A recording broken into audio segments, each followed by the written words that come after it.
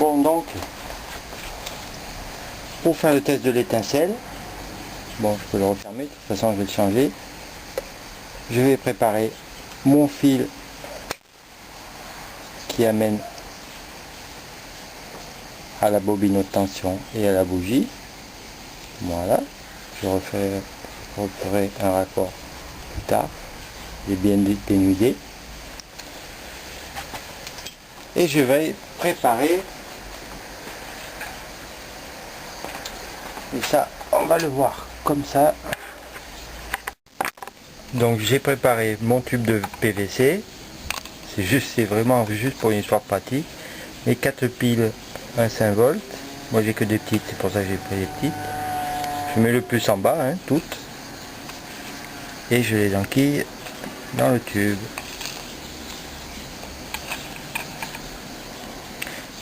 Et voilà pour 4. Ensuite on va voir comment ça marche. Il faudra mettre en contact le plus sur une masse de la moto. Je vais prendre le carter tout simplement. Sortir la bougie.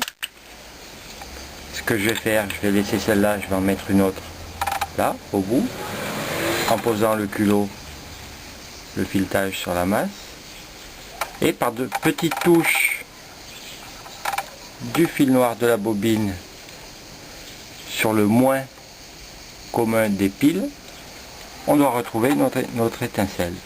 C'est une expérience qu'on va voir tout de suite. Je prépare ma B7ES.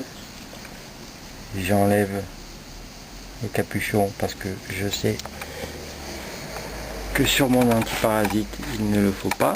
Je me suis fait déjà avoir l'autre jour. Je la mets, voilà, elle est rentrée. Alors, c'est que moi c'est pas bien, ça va pas être bien noir pour voir l'étincelle. Bon, là normalement ça fait masse déjà. Et là, ouais, c'est un peu noir au fond, ça devrait se voir. Et je vais poser mon tube. Donc le plus vers le bas, le plus c'est la partie avec le tétou. Hein. Là, je vérifie que mon fil sera assez long. C'est bon. Et par petites touches, on va voir ce que ça donne. Voilà, je vais le faire déjà de loin. Donc je pose mon tube. J'espère que les piles sont bonnes. Et effectivement, à la bougie, ça fait bien une étincelle. Vous voyez, à mesure que j'accélère rapidement. Vous voyez pas, mais je vais fermer. On va faire ça dans le noir. Ce sera plus évident. Alors, maintenant que vous avez vu en plan éloigné comment on procédait au niveau des piles, regardez bien l'étincelle. Alors en fait, chaque fois que je fais contact entre le fil noir et le moins de l'empilage de piles, on voit l'étincelle. Elle est belle, hein, même si les piles, ça manque un peu de puissance par rapport au moteur. En tout cas, on le voit bien. Donc le test est bon. Et elle est belle et bien bleue. Pas mal, non?